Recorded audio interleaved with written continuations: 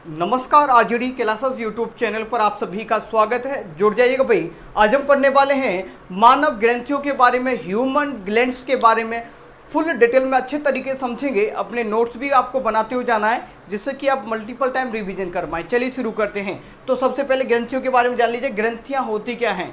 ग्रंथियाँ क्या होती हैं? ग्रंथि वह ऑर्गन होता है जो कि रासायनिक पदार्थ स्रावित करता है। जी बिल्कुल सही सुना। क्या करता है? ये केमिकल सीक्रेट करता है। क्या करता है? केमिकल सीक्रेट करता है हमारे शरीर में, जो कि किसी विशेष कार्य को संपन्न करने के लिए हमारे शरीर में बहुत ही ज़्यादा जरूरी होते हैं हार्मोन्स। आपको पता है हमारे शरीर में जो हार्मोन्स होते हैं ग्रोथ एंड डेवलपमेंट में भी हेल्प करते हैं, और जो एंजाइम्स जो जूस होता है आपका जो डाइजेशन सिस्टम है उसमें बहुत ज़्यादा हेल्प करते हैं। तो ये जो टॉपिक है बहुत ज़्यादा इंपॉर्टेंट है। सीधा क्वेश्चन टपकता है तो छापते हो जाइएगा। जो भी यहाँ लिखूंगा सबसे पहले लिखिएगा। देखिए ज़्यादा लैंग्वेज में नहीं लिखाऊंगा, जो मैं बोल रहा हूँ आप चाहें तो नोट कर सकते हो कि ऐसा ग्रंथि की अगर परिभाषा लिखे तो लिख लीजिएगा। ऐसा ऑर्गन, ऐसा अंग जो रासायनिक पदार्थ क्या करता हो, स्रावित करता हो, उसे ग्लैंड या ग्रंथि के नाम से जानते हैं। क्लियर हुआ कि नहीं हुआ? चलो फिर बढ़ाते हैं आगे चीज़ों को। सर आपने बताया यहाँ पर रासायनिक पदार्थ क्या कोई केमिकल सीक्रेट करते हैं? जी हाँ बिल्कुल सही कहा। ये क्या करते हैं? कोई केमिकल सीक्रेट करते हैं या रासायनिक पदार्थ। ठीक है, लिखिएगा रासायनिक पदार्थ। रासायनिक पदार्थ ये क्या करते हैं सर? रासायनिक पदार्थ स्रावित करती हैं। ठीक है, स्रावित करती हैं या निकालती हैं। ठीक है, स्रावित करती का मतलब हो गया कि स्राव करती है मतलब निकालती हैं। इसे लिखिएगा निकालती हैं। अरे स्रावित करती हैं ये ठीक रहेगा। ठीक है, ध्यान से समझिएगा अच्छी तरीके से। देखो लैंग्वेज ज़्यादा मैं नहीं लिखाऊंगा आपको, क्योंकि अगर मैं लैंग्वेज लिखाने लग गया तो भाई टाइम बहुत लग जाएगा। हमें बस उसी चीज़ें फोकस करना है जो कि हमारे काम का है। फालतू की चीज़ों को आपको क्या करना है? एलिमिनेट करना है, इग्नोर मारना है। जो चीज़ें आपके लिए समझने लायक है समझिएगा, क्योंकि आपको कोई थ्योरेटिकल एग्जाम नहीं होगा आपका जिसमें आपको लिखना पड़े। आपको पॉइंट टू पॉइंट चीज़ों को समझना है, बस समझदारी का ही खेल है सब कुछ। तो समझिएगा ये रासायनिक पदार्थ क्या होता है सर, ये तो बताइए। हम ग्रंथि क्या होती है? केमिकल सीक्रेट करती है, ये तो समझ आया, लेकिन क्या होता है समझिएगा। जो केमिकल सीक्रेट होता है, जो केमिकल होता है तीन तरीके का होता है। पहला कौन सा होता है? एक तो हार्मोन हो सकता है, हिंदी में भी लिख लो आप हार्मोन। ठीक है, हार्मोन। दूसरा आपका कोई रस हो सकता है। तीसरा एंजाइम। क्या? एंजाइम। जो रासायनिक पदार्थ है वो तीन फॉर्म में ये निकलता है बाहर। कौन कौन से में? एक तो हार्मोन, लिखिएगा हार्मोन। ठीक है, हार्मोन्स के फॉर्मेट में निकलेगा। दूसरा आपका जूस के फॉर्मेट में निकलेगा। तीसरा निकलेगा आपका एंजाइम के फॉर्मेट में। ठीक है, किसके फॉर्मेट में निकलेगा? ये इस रूप में निकलता है। जो रासायनिक पदार्थ है, जो ग्रंथियां हैं, ये पदार्थ स्रावित करती हैं। एक हार्मोन, रस और एंजाइम। ठीक है, हार्मोन, जूस एंड ये हुआ आपका एंजाइम। ये तीन चीज़ों को स्रावित करती हैं आपकी ग्रंथियां। अब ये बताइए, देखिएगा जो हार्मोन होते हैं हमारे शरीर के अंदर, जो हार्मोन होते हैं ग्रोथ एंड डेवलपमेंट में सहायक होते हैं। हमारे शरीर की वृद्धि और जो विकास के लिए सहायक होते हैं। क्या? लिखिएगा ग्रोथ एंड डेवलपमेंट।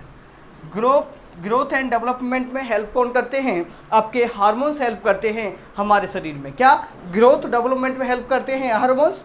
जो आपके ये जो होते हैं एंजाइम और जूस, एंजाइम और जूस का काम है आपके जो शरीर में जो डाइजेशन होता है, आपके जो डाइजेशन में हेल्प करते हैं। क्या? ये फूड का ब्रेक डाउन भी करवाते हैं। ये क्या करवाते हैं? फूड का ब्रेक डाउन करवाते हैं। और ये क्या करते हैं? अपने डाइजेशन को थोड़ा सा क्या बनाते हैं? आसान बनाते हैं। तो हेल्प इन डाइजेशन। क्या? Help in digestion. किस में हेल्प करते हैं? ये हमारे डाइजेशन में हेल्प करते हैं, हमारे भोजन को पचाने में सहायक होते हैं जूस और एंजाइम। इज दैट क्लियर हुआ? ग्रंथि क्या होती है? ग्रंथि वह अंग होता है जो कि रासायनिक पदार्थ स्रावित करता है।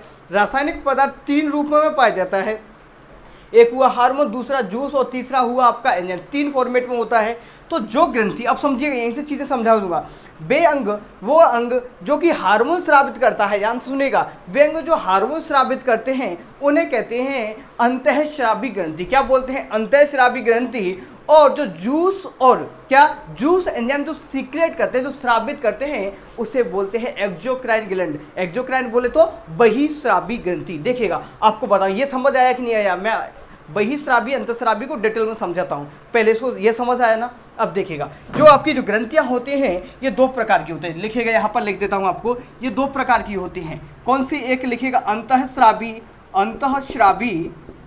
यहीं पर लिखिएगा अंतःस्रावी, दूसरे होते हैं बहिःस्रावी। क्या?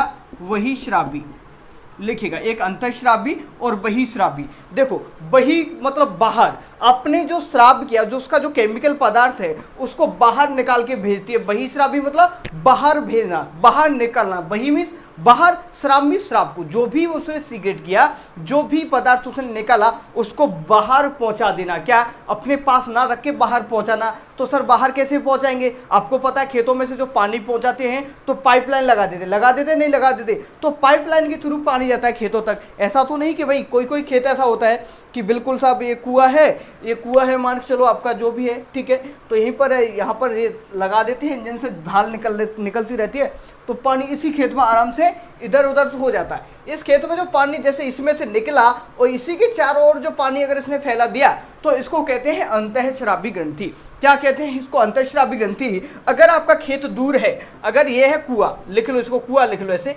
ये है कुआं, कुआं से जो पानी निकला, यहाँ पर निकला ये पानी, ये जो पानी निकला, ये पानी अगर यहीं पर इसने डाल दिया, यहीं पर डाल दिया, किसी पाइप की जरूरत नहीं है, तो इसको बोलते हैं अंतःस्रावी ग्रंथि। क्या बोलते हैं?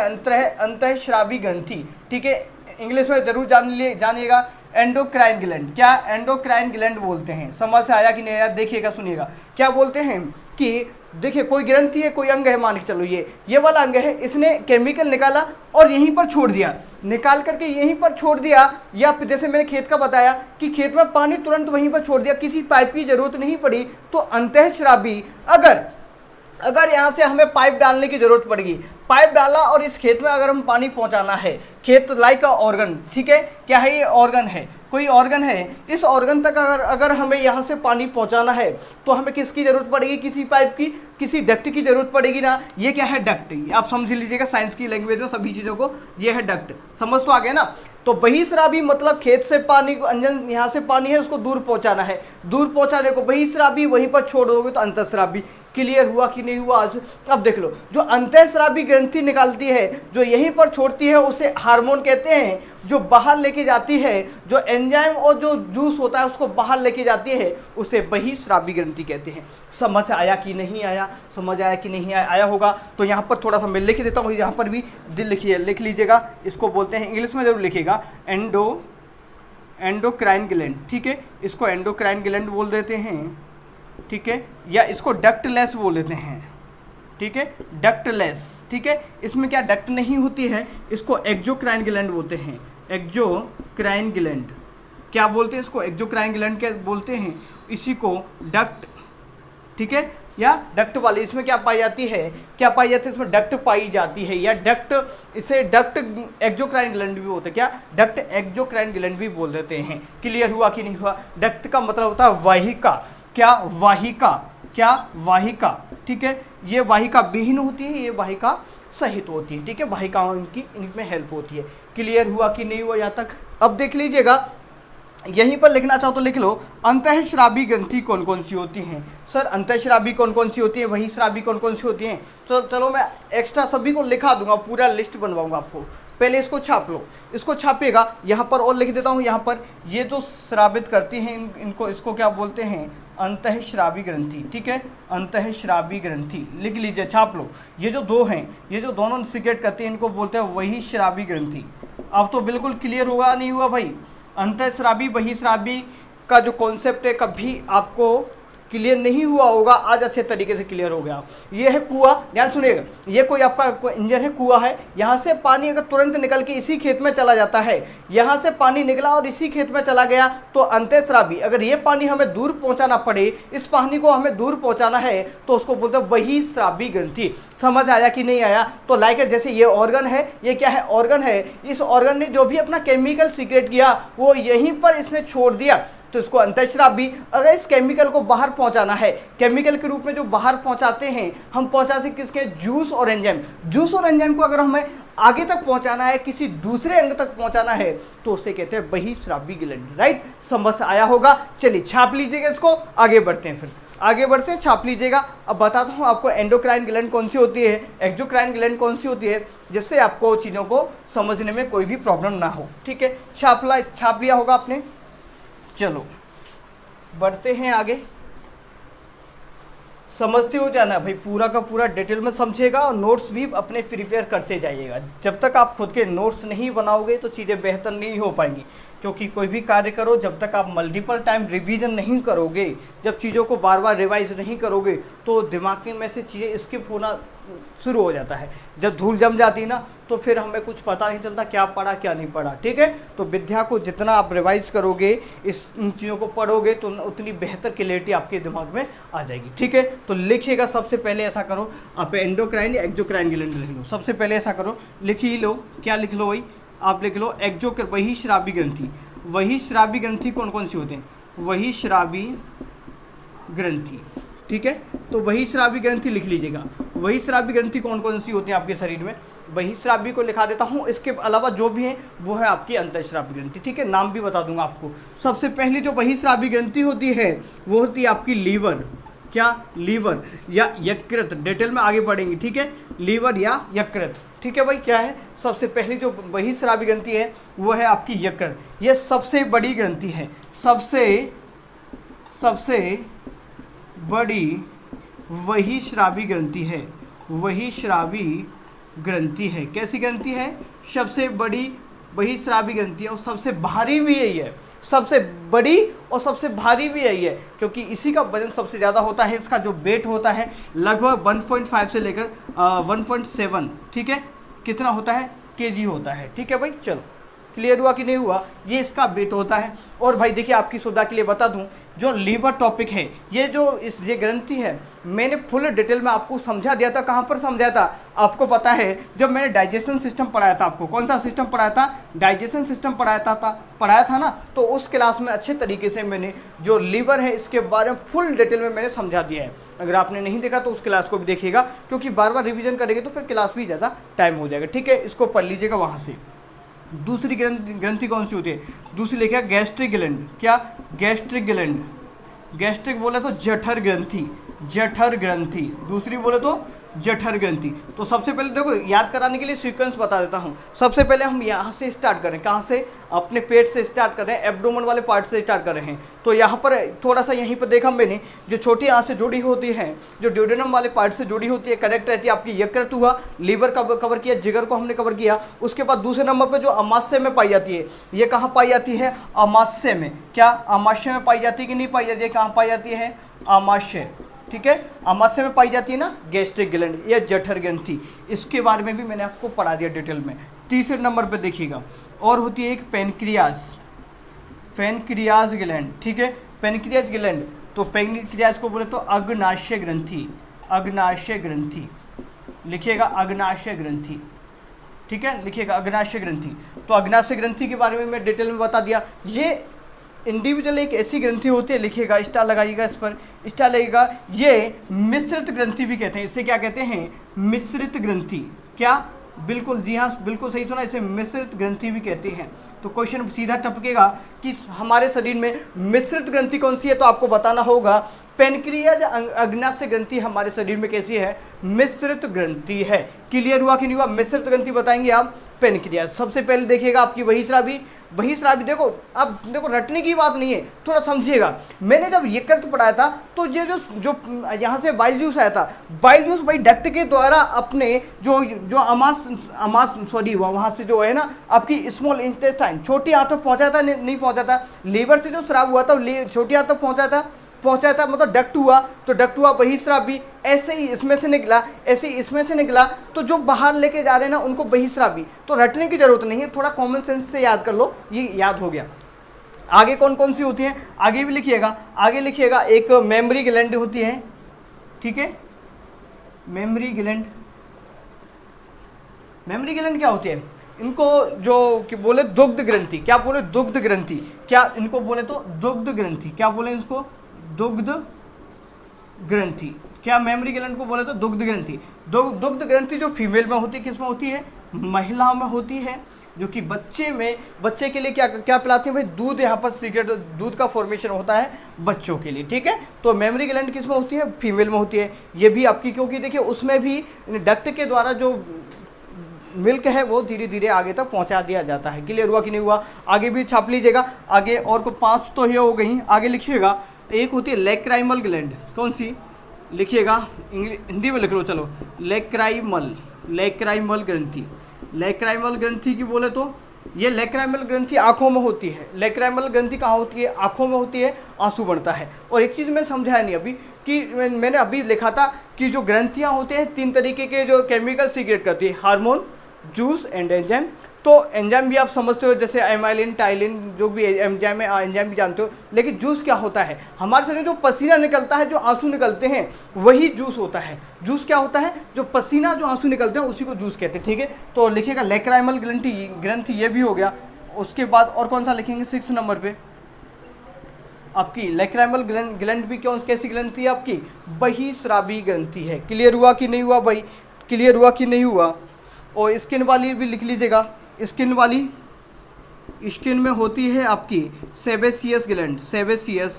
सेबेसियस ग्लैंड स्किन में कौन सी होती है? सेबेसियस ग्लैंड, मतलब जो पसीना छोड़ती है ना, उसे सेबेसियस ग्लैंड बोलते हैं।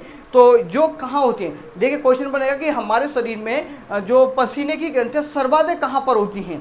क्वेश्चन सुनेगा कि पसीने की सर्वाधिक ग्रंथियाँ कहाँ पर होती हैं, तो आपको बताना है हथेली में। कहाँ पर? हथेली में ये सर्वाधिक होती हैं। कहाँ पर होती हैं? हथेली में सर्वाधिक होती है। देखिए भाई, थोड़ा सा मैं आपको एक्चुअली बता दूं कि थोड़ा सा मैं कम से कम क्यों लिख रहा हूँ। देखो, कम से कम लिखने के पीछे कारण यही है कि जैसे अब मैं लिखूंगा पूरा का पूरा लाइन, तो क्लास बहुत बड़ा हो जाएगा। एक्चुअली फिर आप देखते भी नहीं हो चीज़ों को, तो फिर मुझे अच्छा नहीं लगता कि क्लास भी बड़ी हो जाए और आप भी देखो ना, और फिर इतना ज़्यादा मेहनत लगे। तो थोड़ा सा आप समझने फोकस करो। अभी मैं लिखा नहीं रहा हूँ कि इसके बारे में, ये पूरा का पूरा अब बढ़िएगा। आगे बढ़ते हैं, फिर चीज़ों को बढ़ाते हैं आगे। ठीक है, चलो, ये ग्रंथि हैं आपकी, जो कि कैसी है? बहिस्रावी ग्रंथि हैं। क्लियर हुआ कि नहीं हुआ? आगे लिखिएगा। अब मैं बात करता हूँ आपके अंतःस्रावी ग्रंथियों के बारे में। अंतःस्रावी ग्रंथियाँ कौन कौन सी होती हैं, फुल डिटेल में समझिएगा, चीज़ों अच्छे तरीके से याद हो जाएंगी। तो लिखिएगा भाई, यहाँ पर अब लिखिएगा अंतःस्रावी ग्रंथि। दूसरे नंबर पर लिखिएगा अंतःस्रावी ग्रंथि। अंतःस्रावी ग्रंथियाँ, ठीक है, अंतःस्रावी ग्रंथियाँ लिखेगा। एंडोक्राइन ग्लैंड्स,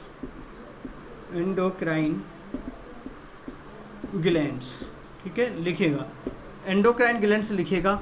अंतःस्रावी ग्रंथियाँ का क्या कौन कौन सी होती हैं? देखिएगा, ऊपर से स्टार्ट करेंगे और नीचे तक जाएंगे तो आपको याद हो जाएंगी। तो यहीं पर लिखिएगा। थोड़ा सा इंग्लिश में लिख देता हूँ इनको, ये हिंदी में लिखूँ। इंग्लिश में भी लिख लेना, हिंदी में लिख लेना, थोड़ा इंग्लिश में आसान होगा। देखो, ऐसे ही लिख लिया करो मेरी तरह, जैसे मैं लिख रहा हूँ यहाँ पर। तो सबसे पहले मैंने ब्रेन पढ़ाया था। ब्रेन में आपको पढ़ाया था हाइपोथैलेमस। नाम सुना है कि नहीं सुना? Hypothalamus gland. सबसे पहले लिखिएगा हाइपोथैलेमस। हाइपोथैलेमस क्या नाम है? हाइपोथैलेमस लिखिएगा। हिंदी में लिखिएगा थैलेमस। पहली ग्रंथि कौन सी अंतःस्रावी? हाइपोथैलेमस है। इसे सुपर मास्टर ग्लैंड भी कहते हैं, मास्टर ऑफ मास्टर ग्लैंड भी कहते हैं। इसको पूरा डिटेल में समझेंगे। देखिए, हमें अच्छी तरीके से फुल डिटेल में समझना है। अब तो थोड़ा सा इंट्रोडक्शन करवा रहा हूँ मैं आपको, ठीक है, इसके बारे में अच्छे तरीके से समझेंगे। दूसरे नंबर पर पढ़े तो आपके ब्रेन की, माइंड की बात करें तो दूसरे नंबर पर आती है आपकी पिट्यूटरी ग्लैंड। कौन सी? Pituitary gland. पिट्यूटरी की बात करें तो पीयूष ग्रंथि। कौन सी ग्रंथि दूसरे नंबर पर आती है? पीयूष ग्रंथि। लिखिएगा पीयूष ग्रंथि। आगे लिखिएगा, एक होती है पीनियल। कौन सी? Pineal body gland. Pineal body gland की बात करें तो इसको बोले तो इसको क्या बोलते हैं? पीनियल काय ग्रंथि बोलते हैं इसको। पीनियल काय बोलते हैं। क्या बोलते हैं हिंदी में? पीनियल काय ग्रंथि। पीनियल काय ग्रंथि, ठीक है, पीनियल काय ग्रंथि। इस ग्रंथि को पता जैविक घड़ी के नाम से भी जाना जाता है। इसे मानव की तीसरी आंख भी इसी को कहा जाता है। फुल डिटेल में समझेंगे, थोड़ा सा बस पेशेंस बनाए रखिएगा, ठीक है। हाइपोथैलेमस हुआ, पिट्यूटरी और पीनियल ग्लैंड, ये जो तीनों ग्लैंड होती हैं ये कहाँ पाई जाती हैं? आपके ब्रेन में पाई जाती है। नोट करिएगा, ये कहाँ पर पाई जाती हैं? ब्रेन में पाई जाती हैं। फोर्थ नंबर पर लिखिएगा थाइरॉयड लिख लो। ऐसा करो, थाइरॉयड लिख लो। क्या? Thyroid gland. तो लिखिएगा थाइरॉयड ग्रंथि, ठीक है, थाइरॉयड ग्रंथि। आगे लिखिएगा, एक आता है पैराथाइरॉयड ग्रंथि आती है। पैराथाइरॉयड ग्लैंड, ठीक है, ये पैरा का पैरा ऐसे ही लिखना है, पैराथाइरॉयड, ठीक है, पैराथाइरॉयड पैराथायरॉयड, ठीक है, पैराथायरॉयड ग्रंथि लिखिएगा, ठीक है। और आगे कहाँ पर लिखें, आगे कहाँ पर लिखें बताइए, आगे कहाँ पर लिखे भाई, आगे भी लिख लो, चलो यहीं पर थोड़ा सा आगे लिख लो। एक होती है नीचे यहाँ पर आ जाएगी, एक होती है थाइमस ग्लैंड, थाइमस, ठीक है, इसको थाइमस यहीं पे लेके ऐसे लिख देता हूँ, थाइमस ग्लैंड, थाइमस ग्रंथि, ठीक है। चलो देखिएगा अभी कंप्लीट नहीं हुई, आगे बताऊंगा। देखिए कौन कौन सी ग्रंथि होती है आपकी, जो अंतःस्रावी ग्रंथि होती है अभी कंप्लीट नहीं हुई, लेकिन देखिएगा एक होती है हाइपोथैलेमस जो कि आपके ब्रेन में पाई जाती है, सुपर मास्टर ग्लैंड या मास्टर ऑफ मास्टर ग्लैंड के नाम से भी इसे जाना जाता है। फुल डिटेल में समझेंगे, अभी पूरा चर्चा नहीं करेंगे। और दूसरी होती है पिट्यूटरी ग्लैंड, हाइपोथैलेमस के नीचे होती है पिट्यूटरी ग्लैंड, जिसे मास्टर ग्लैंड के नाम से भी जानते हैं, जिसे पीयूष ग्रंथि कहते हैं। नेक्स्ट आती है आपकी पीनियल ग्लैंड जो कि ब्रेन में होता है। ब्रेन में कितनी होती है, 3 पूछा जाएगा कौन कौन सी हैं तो बता देगा, ऑप्शंस आपके सामने गिवन होंगे तो आप ऑप्शन एलिमिनेट करके आराम से बता देंगे। पूछ लेगा कि ब्रेन में कौन सी ग्रंथि होती है तो ये इस तरह छाप ले, बता देना। अगर आपसे पूछा गले की कौन कौन सी है तो ये गले में पाई जाती हैं आपके यहाँ पर, ये आगे गले की बात करें तो यहाँ पर, ठीक है, जो ट्रैके वाले पार्ट में यहाँ पर पाए जाते हैं, ये आपकी कौन सी, ये 3, थायराइड, पैराथायरॉयड और थाइमस ग्लैंड, राइट, ये सीना वाले पार्ट में पाई जाती हैं। आगे चर्चा करें, आगे चर्चा करें भाई। देखो ये थायराइड हुआ, पैराथायरॉयड हुआ और ये थाइमस। आगे बढ़ते हैं, फिर चीज़ों को आगे बढ़ाते हैं। छापना चाहो तो छाप लीजिएगा, छापना चाहो तो छाप लीजिएगा,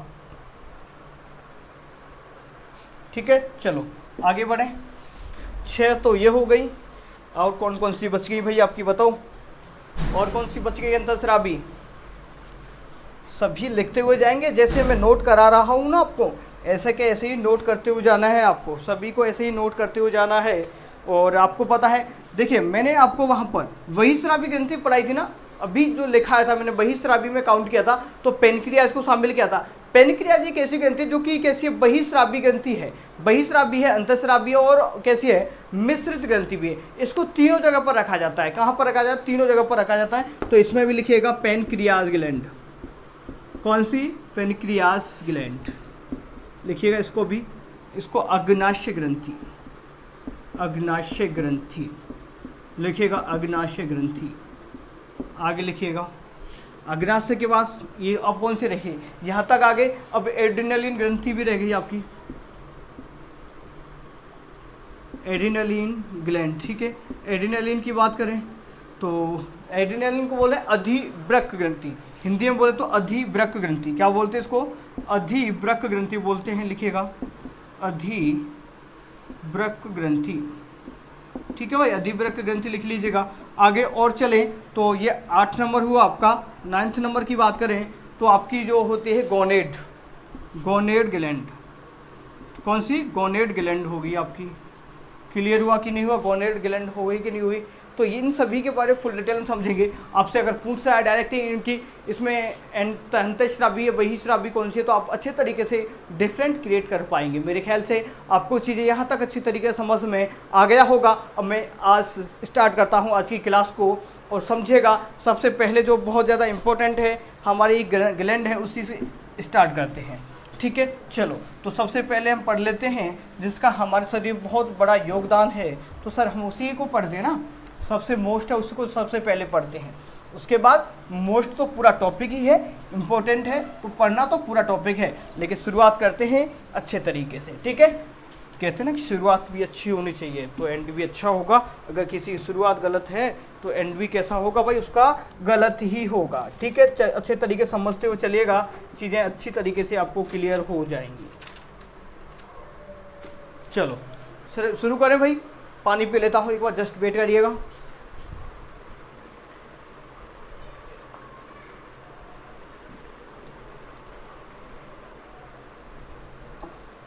चलो अब डालिएगा आप। सबसे पहले ऐसा करो, पीयूष ग्रंथि के बारे में पढ़ लेते हैं। तो पीयूष ग्रंथि बताइए कैसी ग्रंथि है। अब बताइए पीयूष ग्रंथि कैसी ग्रंथि है, तो आप बताएंगे अंतःस्रावी ग्रंथि है। अब किसी को डाउट नहीं होना चाहिए कि कौन सी अंतःस्रावी है, कौन सी बहिस्रावी है, ठीक है भाई। चलो लिखिएगा, आपकी जो पहले नंबर पर हम शुरू करते हैं आपकी पीयूष ग्रंथि, कौन सी, पीयूष ग्रंथि, ठीक है। पीयूष अच्छे तरीके से लिख लिया करो इसको ना, थोड़ा सा राइटिंग अच्छा नहीं है भाई, ठीक है। पीयूष ग्रंथि आराम से अच्छे तरीके से लिख लिया करो इसको, क्या दिक्कत है। पीयूष को इंग्लिश में भी लिख लो, पिट्यूटरी ग्लैंड, क्या बोलते हैं, पिट्यूटरी। पता पिटी हुई है बेचारी, कैसी है, पिटी हुई। पिटी हुई कैसे, क्योंकि इसमें प्रेशर बहुत ज़्यादा रहता है, जो ये ग्लैंड है प्रेशर ज़्यादा रहता है, मतलब सभी पे कंट्रोल करे एज ए हेडमास्टर के रूप में। पर इसका भी हेडमास्टर है आपका हाइपोथैलेमस, क्या, जो ये ग्रंथि है इसको मास्टर ग्लैंड भी कहते हैं। अब चलो क्वेश्चन बरसाते हैं कैसे कैसे टपकते हैं। डायरेक्ट क्वेश्चन, पहला क्वेश्चन एक सीधा टपकता है, शुरुआत करते हैं यहाँ से। पहला क्वेश्चन एक बनता है यहाँ पर, सर ये वजन कितना होता है, क्या इसका पीयूष ग्रंथि कहाँ होती है, ब्रेन में होती है, तो बता दिया मैं कहाँ पर होती है, ब्रेन में होती है। सर इसका वजन कितना होता है, तो वजन लिखिएगा 0.5 ग्राम, 0.5 ग्राम। कहीं कहीं मिल सकता है आपको 0.6 ग्राम भी कहीं कहीं देखने को मिल सकता है, लेकिन मोस्टली केसेस में आपको मिलेगा 0.5 ग्राम वेट होता है। देखो इतना इतू सी है भाई, इतू सी है, लेकिन पूरे शरीर में जो ग्रंथियाँ हैं ना उन पर कंट्रोल करती है। तो देखो भाई, काबिलियत इंसान के अंदर होनी चाहिए, उम्र कैसी भी हो, उम्र कितनी भी बड़ी हो, ज़्यादा हो, कोई फ़र्क नहीं पड़ता, ठीक है। इंसान छोटा हो बड़ा हो कोई फ़र्क नहीं पड़ता, अगर उस इंसान के अंदर काबिलियत नहीं है, चाहे वो उम्र में कितना ही बड़ा हो, तो वो छोटा छोटा ही रहेगा, ठीक है। अगर इंसान छोटा है और उसके अंदर काबिलियत बड़ी है, तो फिर वो इंसान बड़ा ही है, ठीक है। तो काबिलियत के पीछे भागिएगा, इन चीज़ों को कि कौन उम्र में बड़ा है छोटा, इन चीज़ों में मत भागिएगा, ठीक है। तो समझ आया, तो भाई बहुत ज़्यादा काबिल है ये। तो तुम्हें पता वजन कितना है इसका, सर 0.5 ग्राम, ठीक है। चलो इसकी लंबाई बता दो, इसकी लेंथ बता दो सर इसकी, चलो हिंदी में लिख लो, आराम से हिंदी में लिखो, चलो जल्दी जल्दी, दोनों लैंग्वेज में थोड़ा टाइम लगेगा। तो लंबाई कितनी होती है, देखो कहीं कहीं आपको मिल सकता है, आपको 2 से 3 सेंटीमीटर मिल जाएगा, क्या 2 से 3 सेंटीमीटर आपको एग्जाम में इस तरीके से मिल भी सकता है। 2 से 3 सेंटीमीटर इसकी क्या होती है, लंबाई होती है। और दूसरा क्वेश्चन छाप लो, इसको डायरेक्ट क्या बोलते हैं, जो ये पीयूष ग्रंथि है इसको मास्टर ग्रंथि भी कहते हैं, लिखिएगा मास्टर ग्रंथि। सर मास्टर ग्रंथि इसको क्यों बोला बताइए, इसको मास्टर ग्रंथि आपने कैसे बोल दिया, थोड़ा सा चलो इसका मैप बनाऊं क्या आपको, सॉरी डायग्राम देखिएगा, इसका डायग्राम कुछ ऐसे बना ही देता हूँ आपको, थोड़ा सा है, समझोगे क्या, ऐसे कुछ इस तरीके से, हाँ अरे ये इस तरीके से थोड़ा देख लो बस समझाने के, वैसे ही आपको थोड़ा सा समझाने के लिए चीज़ों को रख रहा हूँ, थोड़ा समझिएगा आप ना। इधर ये हाइपोथैलेमस वाला पार्ट है, कुछ नहीं ऐसे गंदा सा बना रहा हूँ, आपको समझिएगा ये गंदा सा बनाया है, लेकिन समझिएगा, थोड़ा गंदा ही मैं डायग्राम बनाता हूँ, ठीक है। तो हम समझने की कोशिश करिएगा। मान चलो ये है आपकी पीयूष ग्रंथि, ये कौन सी है, ये है आपकी पीयूष ग्रंथि, समझिएगा ये क्या है, पीयूष ग्रंथि। क्योंकि थोड़ा सा डायग्राम से क्या है, डायग्राम बनाने से क्या फ़ायदा होता है पता है, डायग्राम बनाने से फ़ायदा ये होता है कि चीज़ें थोड़ा सा एक पिक्चर फॉर्मेट में आ जाती हैं। जब चीज़ें पिक्चर फॉर्मेट में आ जाती है तो दिमाग है हमारा बहुत जल्दी ऑब्जर्व कर लेता है, क्योंकि डिजिट फॉर्मेट को इसको जल्दी हमारा दिमाग ऑब्जर्व नहीं कर पाता, चीज़ों को नहीं ग्रहण कर पाता। लेकिन जैसे ही पिक्चर आती है तो बहुत जल्दी क्या करता है, इनको ऑब्जर्व कर लेता है, इनको अपने अंदर स्टोर कर लेता है। तो जैसे ये पिक्चर बनी, तो इस पिक्चर में क्या क्या बनाया, देखो यहाँ पर जो आपकी पीयूष ग्रंथि है, ये जो पीयूष ग्रंथि इस तरीके से होती है, ऊपर से इस तरीके से आती है, एक इस तरीके से नलिका निकलती है। तो इसके 3 भाग होते हैं, एक होता है आपका इंटीरियर वाला भाग, इंटीरियर होता है, एक होता है मिडिल पार्ट होता है अब इसका, और इसका जो तीसरा पार्ट होता है पोस्टीरियर होता है, पोस्टीरियर। तो क्वेश्चन बनेगा कि पीयूष ग्रंथि इसके कितने भाग होते हैं, 3 भाग होते हैं, एक इंटीरियर, एक मिडिल और पोस्टीरियर, 3 भाग। ये हुआ आगे वाला, ये देखिए मध्य वाला हुआ, ये पोस्टीरियर, इस तरीके समझ लो, तो थोड़ा सा समझने में आपको आसानी होगी ना। कि गंदा, इसको थोड़ा अच्छा बनाए क्या, अच्छा बना देते, चलो आपको अच्छा ही बना देते ना, क्या दिक्कत है फिर, देखो फिर अच्छा बना देते हैं, देखो टेंशन मत लो भाई, थोड़ा सा समझो, देखो अच्छा बना देते हैं इसको इस तरीके से, ये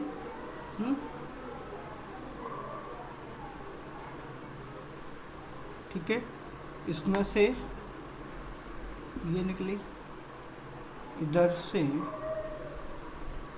ये वाला जो पार्ट है, इस तरीके से कुछ ये ग्लैंड होती है, ठीक है। यहाँ समझिएगा, यहाँ पर ये जो वाला पार्ट बता है ये हुआ इंटीरियर, लिखिएगा इंटीरियर का मतलब होता है आगे वाला, ठीक है, आगे वाला, ठीक है। ये होता है यहाँ पर थोड़ा सा इधर बीच में जाएंगे, देखो इसमें इस तरीके से और है, इसको बोलते हैं मिडिल, लिखिएगा मिडिल पार्ट। ये वाला जो पार्ट है इसको बोलते हैं पोस्टीरियर, समझेगा। यहाँ से बाहर कुछ भी नहीं जाएगा भाई, अगर आपने ढंग से पढ़ लिया ना तो इससे बाहर कुछ भी नहीं जाएगा।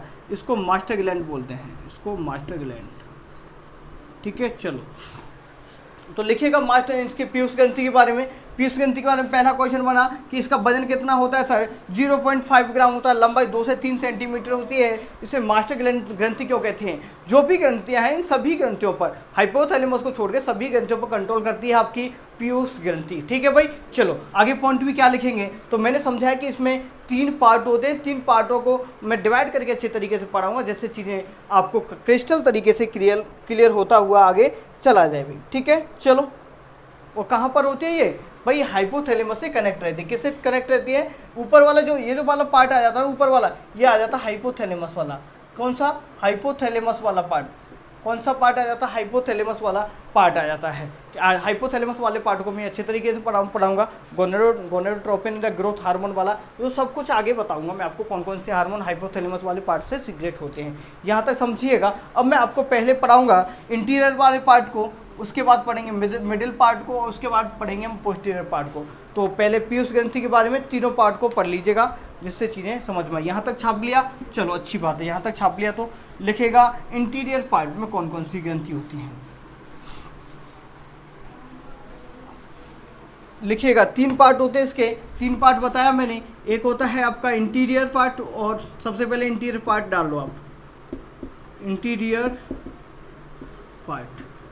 इंटीरियर पार्ट से कौन कौन से हार्मोन निकलते हैं? सीधा क्वेश्चन टपकता है कि इंटीरियर पार्ट से कौन सा हार्मोन निकलता है, तो आपको बताना है। लिखिएगा मेरे साथ में, इनको इंग्लिश में ही छाप लेना, ठीक है। इंग्लिश में छाप लीजिएगा। एक पहला होता है जिसे FSH बोलते हैं, FSH, ये डायरेक्ट ही मिलेगा इसको, ठीक है। FSH सर इसका फुल फॉर्म क्या होता है? तो इसका फुल फॉर्म होता है फॉलिकल स्टिमुलेटिंग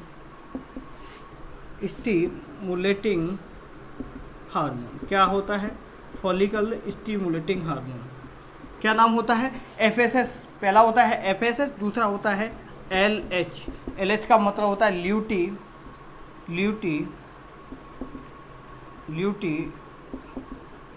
ल्यूटिनाइजिंग हार्मोन। लिखिएगा ल्यूटिनाइजिंग हार्मोन। हिंदी में लिखो, हिंदी में लिख लो, हिंदी में लिखो क्या? फॉलिकल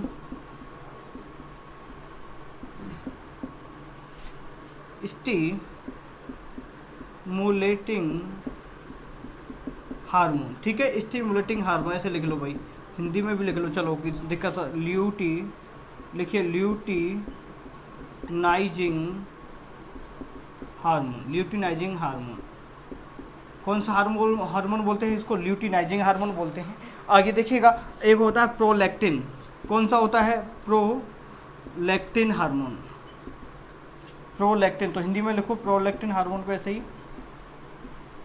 इसमें थोड़ा सा लिखाने को ज़्यादा है तो लिखाना पड़ेगा आपको ना, थोड़ा सा कभी कभी इसमें बोर भी हो जाते हैं लोग बाग, ठीक है। तो लिखिएगा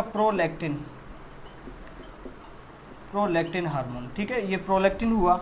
और आगे की बात करें, एक होता है थायरॉक्सिन स्टिमुलेटिंग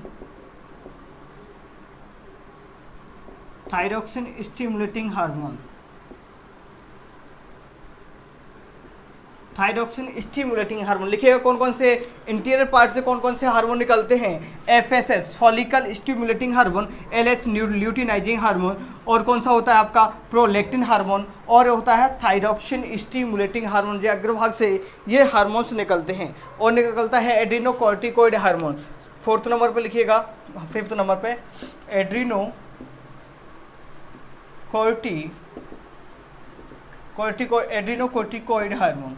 कौन सा? एड्रीनोकॉर्टिकॉइड हार्मोन भी इसी में आता है। 5 नंबर पर लिखिएगा एड्रीनोकॉर्टिकॉइड हार्मोन, और 6 नंबर पर लिख लिया ग्रोथ हार्मोन। कौन सा? Growth hormone.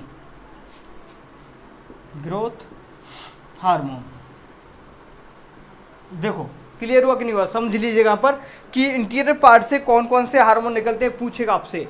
इंटीरियर पार्ट से कौन कौन से हार्मोन निकलते हैं, तो आपको क्या बताएंगे भाई? आपको बताना होगा, क्या बताना होगा? फॉलिकल स्टिमुलेटिंग हार्मोन हुआ आपका, FSH का मतलब हुआ फॉलिकल स्टिमुलेटिंग हार्मोन, LH का मतलब हुआ ल्यूटिनाइजिंग हार्मोन, और आपका जो प्रोलैक्टिन हार्मोन हुआ थायरॉक्सिन स्टिमुलेटिंग हार्मोन हुआ, एड्रीनोकोर्टिकॉइड हार्मोन और ग्रोथ हार्मोन, ये 6 टाइप के आपके हार्मोन्स अग्रभाग से निकलते हैं, अग्रभाग से निकलते हैं ये 6। छाप लो इनको। अब बात करें मिडिल पार्ट से, मिडिल पार्ट से आपका मेलेनोसाइट निकलता है। चलो मैं उसको लिखाता हूँ, पहले इसको छापिएगा, छाप लो इसको, आगे क्या लिखा देता हूँ आपको।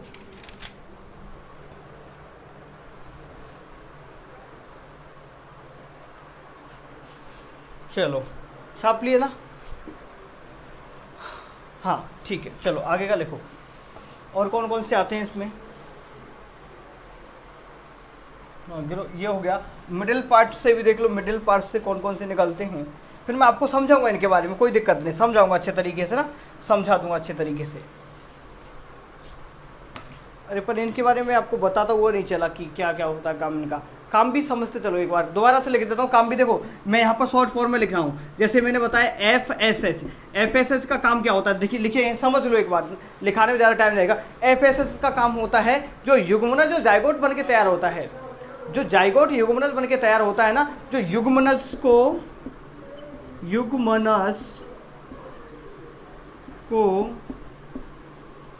मैच्योर करने, युग्मनज को मैच्योर करने का काम भी करता है। कि आप कुल मिला के एक शब्द में कहें तो रिप्रोडक्टिव सिस्टम में हेल्प कर, रिप्रोडक्शन लिख लीजिए, रिप्रोडक्शन में हेल्प करता है। किस में हेल्प करता है, रिप्रोडक्शन में हेल्प करता है आपका कौन सा, आपका FSH हार्मोन। और जो ये और काम करता है, ये फॉलिकल जो आपकी जो फिलोपियन ट्यूब वाला पार्ट होता है ना, जो फिलोपियन ट्यूब वाला पार्ट होता है, जहाँ पर क्या होता है, निषेचन होता है, फर्टिलाइजेशन होता है, जहाँ ओवम और स्पर्म मिलते हैं, ओवम और स्पर्म मिलते हैं, तो उनकी जो लेयर है उसको भी बनाने का काम करता है आपका FSH हार्मोन। दूसरा होता है आपका LH हार्मोन, मैंने बताया ल्यूटिनाइजिंग हार्मोन। ल्यूटिनाइजिंग हार्मोन का काम क्या होता है, जो यहाँ से जो शुक्राणु हैं, जैसे शुक्राणु जाते हैं तो शुक्राणुओं के स्राव को भी क्या करता है, शुक्राणु जैसे स्रावित होते हैं, शुक्राणु स्रावित होते हैं तो जो गर्भाशय की ओर आते हैं, तो ये शुक्राणु गर्भाशय में आते हैं तो वहाँ पर जो अंदर की ओर आने की जो प्रोसेस है उसमें भी हेल्प करते हैं ल्यूटिनाइजिंग हार्मोन। और दूसरे ही तरीके से बोले तो ये जो ल्यूटिनाइजिंग हार्मोन है ये क्या काम करता है, गर्भ धारण में भी हेल्प करता है। किसमें, जो जैसे यहाँ से जाइगोट आया, जाइगोट आएगा आपको पता है एंडोमीट्रियम वाले पार्ट में, गर्भाशय की 3 भित्ति मैंने बताई थी, एक्टोमीडियम, एंडोमीट्रियम और 3 बताई थी, एक तो एक्टो और मायो और एंडोमीट्रियम 3 बताई थी। तो एंडोमीट्रियम वाले पार्ट में ये चिपक जाता है वहाँ पर, तो उसमें भी हेल्प करता है आपका, क्या करता है, ये हेल्प करता है। दूसरे नंबर कौन सा बता दिया मैंने आपको, हाँ ये मैंने बताया था आपको थायरोक्सिन, ठीक है, थायरोक्सिन स्टिमुलेटिंग हार्मोन, ठीक है, TSH लिखिए, TSH हार्मोन। थोड़ा सा देखिए TSH का काम क्या था, TSH का काम क्या होता है, TSH का काम होता है, देखिए थायरोक्सिन स्टिमुलेटिंग हार्मोन, लिख बोलिएगा थायरोक्सिन स्टिमुलेटिंग हार्मोन, मेरे साथ बोलिएगा जिससे चीज़ें आपको याद हो जाएंगी। तो TSH का काम क्या होता है, जो थायरोक्सिन हार्मोन है ना, थायरोक्सिन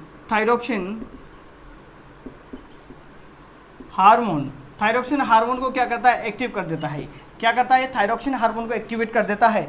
और मैंने आगे कौन सा बताया, ये प्रोलैक्टिन भी बताया था मैंने, प्रोलैक्टिन। जो प्रोलैक्टिन का काम क्या होता है, प्रोलैक्टिन का काम होता है जब बच्चे का जन्म हो जाता है तो दुग्ध स्रावण में हेल्प करते हैं। क्या, जब माता के अंदर से जो दूध निकलता है, दुग्ध स्रावित करने में हेल्प होती है, ठीक है, दुग्ध स्रावित करने को प्रेरित करता है, ऐसे लिख लो, करने को प्रेरित करता है, ठीक है, प्रेरित करता है। और जो दूध का निर्माण होता है माँ में, ठीक है, बच्चे के लिए दूध बनता है, माँ की जो ग्रंथियाँ होती हैं उनमें मेमोरी ग्लैंड में क्या बनता है, दूध बनता है, तो उसमें हेल्प करता है प्रोलैक्टिन हार्मोन। और कौन सा बताया मैंने, प्रोलैक्टिन बता दिया भाई आपको, ठीक है। आगे का कौन सा मैंने हार्मोन बताया, और बताइए, एक होता है ग्रोथ हार्मोन। ग्रोथ हार्मोन बताया कि नहीं बताया, देखो ग्रोथ हार्मोन भी लिख दो, ग्रोथ हार्मोन। तो ग्रोथ हार्मोन का काम क्या होता है, लिखिएगा ग्रोथ हार्मोन, ग्रोथ हार्मोन लिखिएगा। ग्रोथ हार्मोन का काम क्या होता है भाई, ग्रोथ हार्मोन का काम होता है हमारे शरीर में वृद्धि करना। क्या, वृद्धि करने का काम करता है। सर कौन कौन से होते हैं, देखिएगा हमारे शरीर में जो ग्रोथ हार्मोन निकलता है, ग्रोथ हार्मोन निकलता है, अगर ये ज़्यादा निकल जाता है, ध्यान से 2 ही क्वेश्चन बनते हैं, यहाँ से सीधा टपक दे, थोड़ा समझिएगा, सीधा 2 क्वेश्चन टपकते हैं कि ग्रोथ हार्मोन अगर ज़्यादा स्रावित हो जाता है तो कौन सी बीमारी हो जाती है, ग्रोथ हार्मोन कम स्रावित होता है शरीर के अंदर तो कौन सी बीमारी हो जाती है। तो वही समझ लो, तो अगर ग्रोथ हार्मोन हमारे शरीर में ज़्यादा स्रावित हो गया क्या ग्रोथ हार्मोन अगर हमारे शरीर में ज़्यादा स्रावित हो गया तो भीमकाय रोग हो जाता है। मतलब जो शरीर है बहुत ज़्यादा लंबा हो जाता है, जैसे खल्ली है ना, खल्ली जैसा शरीर हो, एक तरीके से खल्ली को बोले तो प्रॉब्लम ही है, ठीक है। तो बहुत ज़्यादा शरीर हो जाता है ना, तो उनमें क्या होता है, जो ग्रोथ हार्मोन है बहुत ज़्यादा सीक्रेट हो जाता है। एड्रेनलिन जो इंटीरियर वाले पार्ट से इसका स्रावण ज़्यादा हो जाता है, तो उसे कहते हैं हम क्या बोलते हैं भाई, क्या बोलते हैं, भीमकाय बोलते हैं। क्या ज़्यादा श्रावित होगा भीमकाय, और जो कम श्रावित हुआ, अगर कम श्रावित हो रहा है तो भाई उसको क्या बोलेंगे, कम श्रावित हो रहा है तो भाई उसको क्या बोलते हैं, बौनापन। बौनापन को ड्वार्फिज्म बोलते हैं, ड्वार्फिज्म लिख लीजिएगा। यहाँ पर एक तो होता है बौनापन, बौनापन तो कब होता है, कम श्रवण से, और अधिक से कौन सा होता है, ये अधिक श्रावित होगा तो बन जाता है भीमकाय, भीमकाय रोग हो जाता है। इसको इंग्लिश में लिखें तो बौनापन को लिखिएगा ड्वार्फिज्म, ड्वार्फिज्म, ठीक है। और इसको लिखें तो गिगेंटिज्म, ठीक है, इसको बोल देते हैं इंग्लिश में। तो लिख लीजिएगा कि ग्रोथ हार्मोन अगर ज़्यादा स्रावित हुआ तो भीमकाय, और कम स्रावित हुआ तो बौना आदमी रह जाता है। तो कहते हैं ना कि लंबाई नहीं बढ़ती, तो भाई इनमें हार्मोन की कमी रह जाती है। ग्रोथ हार्मोन जिनमें कम स्रावित होता है भाई, तो उनमें क्या होता है कि लंबाई कम रहती है। भाई मेरी भी लंबाई कम है, तो मुझे लगता है ये मेरे में भी कम रह गया अब की बार ना, ठीक है। ये ग्रोथ हार्मोन भाई मेरे शरीर में भी कम आया है, पता नहीं क्या हो गया, तो लंबाई तो मेरी भी ज़्यादा नहीं, ठीक है। चलो छोड़ो, अब ये लिख लिया, छाप लिया क्या नहीं छापला। एक एड्रेनलिन हार्मोन भी होता है, ठीक है, वो चीज़ भी आपको आगे बता दूंगा और समझिएगा। यहाँ तक समझ में आया कि नहीं आया आपको, यहाँ तक अच्छे तरीके समझ में आया कि नहीं आया भाई, आगे बढ़े क्या। चलो अब लिखिएगा आगे वाले पार्ट को, आगे वाले पहला पार्ट क्लियर हुआ कि नहीं हुआ, दूसरा पार्ट लिख लो भाई। दूसरा पार्ट कौन सा है आपका, मिडिल पार्ट को लिख लो भाई। मिडिल पार्ट में कौन कौन सी चीज़ें थी बताओ। मिडिल पार्ट में मुझे अभी क्या बताना है आपको, वो चीज़ें आप अच्छे तरीके से लिखते हुए चलिएगा, ठीक है। मिडिल पार्ट लिखिएगा, मिडिल पार्ट से कौन सा हार्मोन स्रावित होता है, तो मिडिल पार्ट से मेलेनोसाइट, कौन सा, मेलेनोसाइट हार्मोन लिख लीजिएगा। मेलेनोसाइट कौन सा, मेलेनोसाइट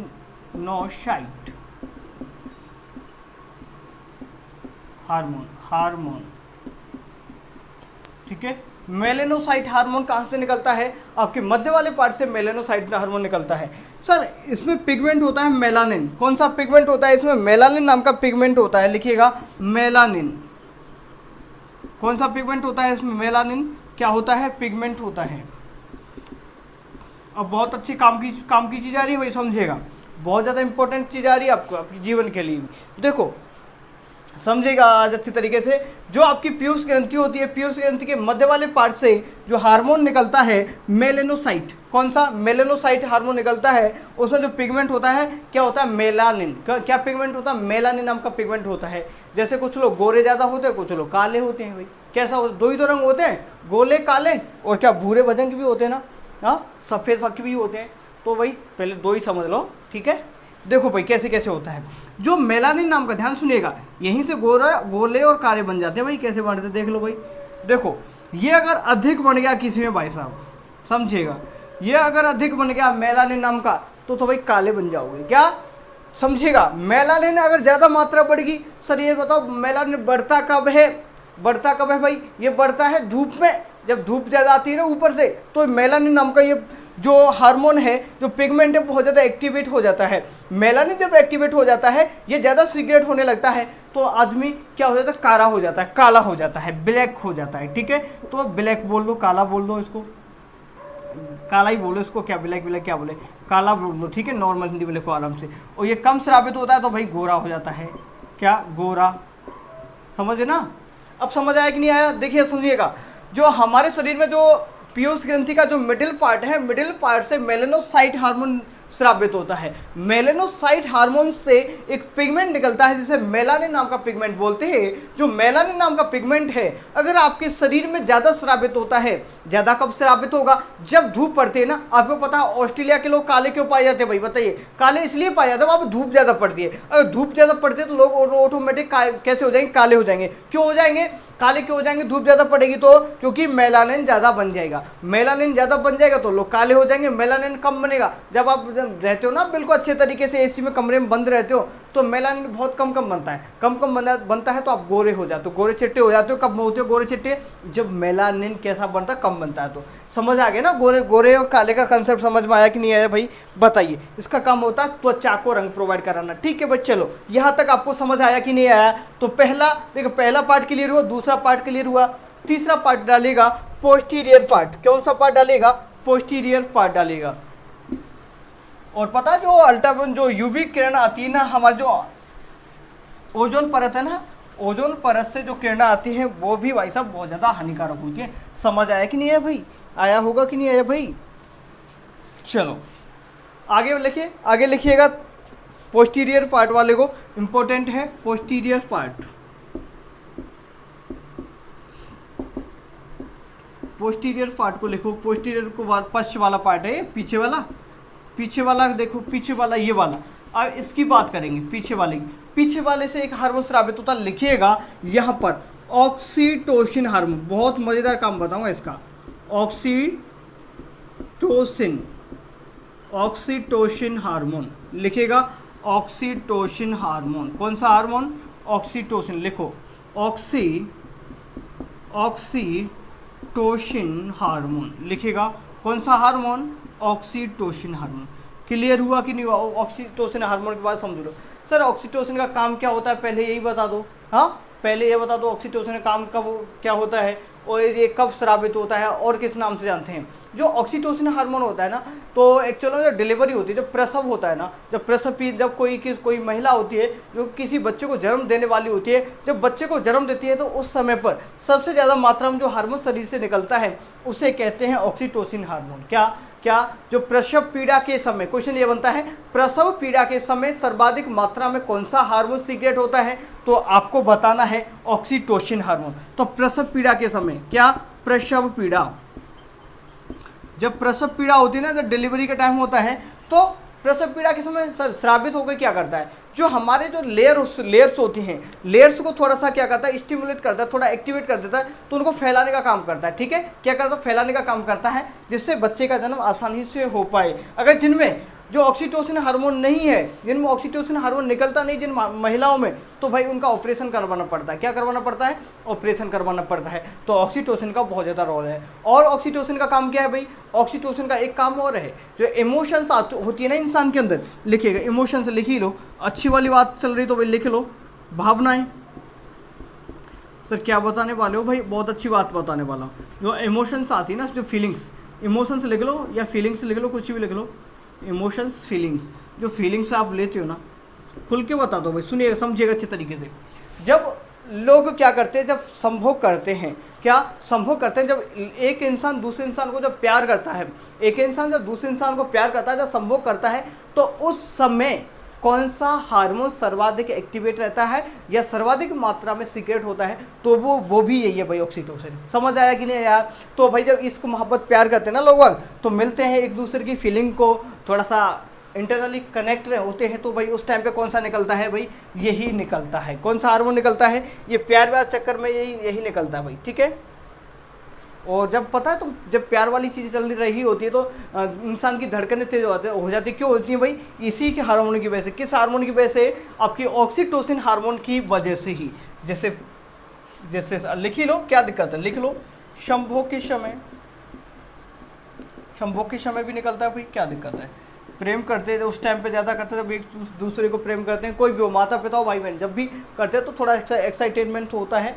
तो प्रेम भाई भैया भाई में भी होता है, हम भी देखो आपस में दोस्तों के साथ प्रेम होता है, और संभोग एक अलग चीज़ है। ठीक है, तो संभोग के समय भी जो क्वेश्चन ये बनता है, संभोग के समय सर्वाधिक कौन सा हार्मोन सीक्रेट होता है, तो आपको बताना होगा ऑक्सीटोसिन। क्लियर हुआ कि नहीं हुआ? हो गया ना भाई? हो गया। चलो आगे बढ़े, क्या और बताएं आपको और क्या होता है, ऑक्सीटोसिन का काम क्या क्या होता है। देखो ज़्यादा लाइनें लिखाने का मेरा मोटिव नहीं है, आपको चीज़ें डिलीवर करना मेरा ज़्यादा मोटिव है कि आप तक चीज़ें पहुँच पाएँ। एक काम और लिख लो, इसमें क्या होता है पता है? जो भैंस गाय होती है ना, कुछ भैंस दूध नहीं देती है। हाँ एक काम और लिख लो, क्या है? दुग्ध, इसको लिख लो, दुग्ध श्रवण को प्रेरित करता है, श्रवण को प्रेरित। ठीक है, जो माताएं होती हैं ठीक है। बच्चे को जन्म देने के लिए जो आपकी जो मेमोरी ग्लैंड होती हैं, जो दुग्ध ग्रंथियाँ होती हैं, उसको भी कौन करता है, उसको भी थोड़ा सा एक्टिवेट करने का काम करता है आपका ऑक्सीटोसिन हार्मोन, ठीक है, ऑक्सीटोसिन हार्मोन। पता है गांव में आपने देखा होगा, सुना होगा कि जो भैंसें दूध नहीं देती तो लोग क्या लाते हैं, एक इंजेक्शन लेके आता है, इंजेक्शन ठूस देते हैं, भैंस दूध दे देती है, नहीं दे देती, वो दे देती है कि नहीं दे देती भाई, बोले दे देती है सर, क्या दिक्कत है। तो बढ़े फिर आगे बढ़े क्या भाई, चलिए चलो फिर आगे बढ़ते हैं। एक और रहा है आपका, उसको भी लिख लो। तो ये आपको समझ आया, चलो इसको मिटाते हैं। और आपका जो लास्ट बचा है आपका जो पीयूष ग्रंथि में, उसको भी समझ लीजिएगा।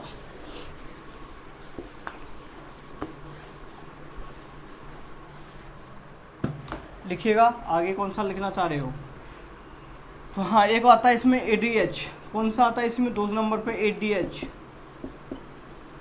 Adrenaline diuretic hormone, adrenaline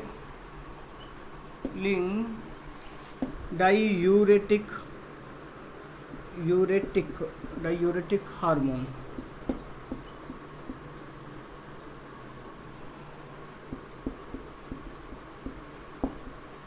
adrenaline diuretic hormone, adrenaline diuretic hormone, ठीक है। क्या एड्रेनलिन डायूरेटिक हार्मोन के बारे में समझिएगा। इसका काम क्या होता है सर, काम क्या होता है, एड्रेनलिन डायूरेटिक हार्मोन का काम क्या होता है ये बताइए। तो जो आपका यूरिन होता है, यूरिन में जो पानी की मात्रा होती है उसको कंट्रोल कौन करता है, यही करता है। तो यूरिन में जो वाटर को रेगुलेट, जो वाटर की मात्रा, जो पानी की मात्रा है उसको मेंटेन करने का काम कौन करता है, आपका भाई डायूरेटिक हार्मोन ही करता है। समझ आया कि नहीं आया भाई यहाँ तक। ये क्या, इसका काम क्या बताया मैंने, जो मूत्र में पानी की मात्रा को नियंत्रित करता है, ठीक है। मूत्र में पानी की मात्रा लिखना चाहे तो लिख लो, मूत्र में पानी की मात्रा को नियंत्रित करता है। थोड़ा सा लिखने में क्या है, टाइम ज़्यादा लगता है, नियंत्रित करता है। थोड़ा समझ लिया करो आप नोट कर लिया करो, आप बाद में नोट कर लिया करो, ठीक है। आराम से नोट्स बनाया करो, आराम से बैठ के और पॉज कर करके देखा करो, ठीक है। तो ये क्या करता है, मूत्र में पानी की मात्रा को क्या करता है भाई, मेंटेन कर लेता है, ठीक है। आगे बढ़े क्या, चलो पहले छोटी ग्रंथि पढ़ लेते हैं, अब टाइम भी हो रहा है ना क्लास का बहुत ज़्यादा। तो ऐसा करते हैं, छोटी वाली ग्रंथि को पढ़ लेते हैं। छोटी वाली ग्रंथि को पढ़े तो देखो, जहाँ से सीधा क्वेश्चन टपकता है उन्हीं को पढ़ लो आप। सीधे की बात करें तो पीयूष ग्रंथि आपकी कंप्लीट हुई कि नहीं हुई, पीयूष ग्रंथि कंप्लीट हुई। देखो थायरॉक्सिन को कल पढ़ेंगे, क्योंकि थायरॉक्सिन बड़ी क्या है। हाँ, मैंने एक चीज़ और बता दी क्या आपको, कि सबसे बड़ी कौन सी होती है, सबसे छोटी कौन सी होती है, ये भी चीज़ नहीं बताएगा, मैं बता दूंगा आपको, ठीक है, कल बता दूंगा। समझते चलो पहले लिख ही लो, आप की पॉइंट लिख लो, कुछ पॉइंट लिख लो, इम्पोर्टेंट लिख लो, इम्पोर्टेंट पॉइंट ही लिख लो, आप लिख ही लो भाई, ठीक है। इम्पोर्टेंट पॉइंट लिख ही लो, लिख लो इम्पोर्टेंट पॉइंट कौन कौन से हैं। सबसे बड़ी ग्रंथि लिखो, सबसे, हिंदी में लिखो, सबसे बड़ी ग्रंथि, अरे यार एक मिनट, इंग्लिश में भी लिखें क्या, चलो हिंदी में लिखो, सबसे बड़ी ग्रंथि लिखो, सबसे बड़ी ग्रंथि,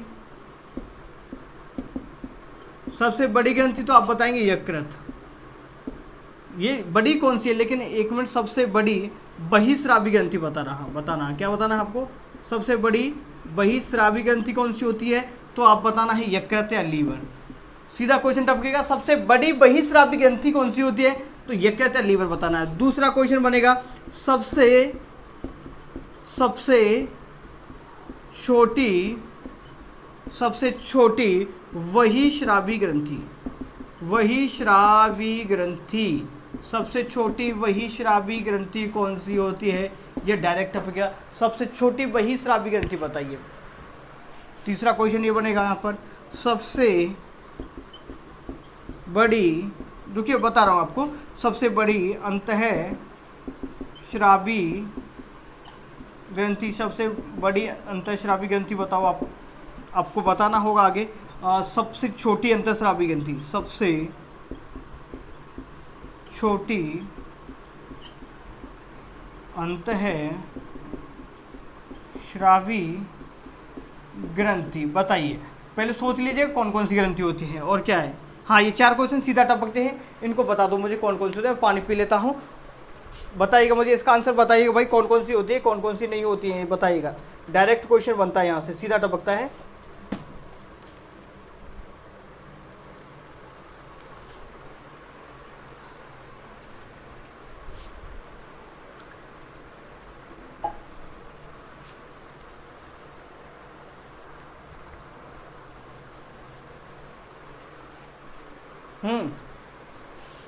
बताया क्या भाई, बताओ।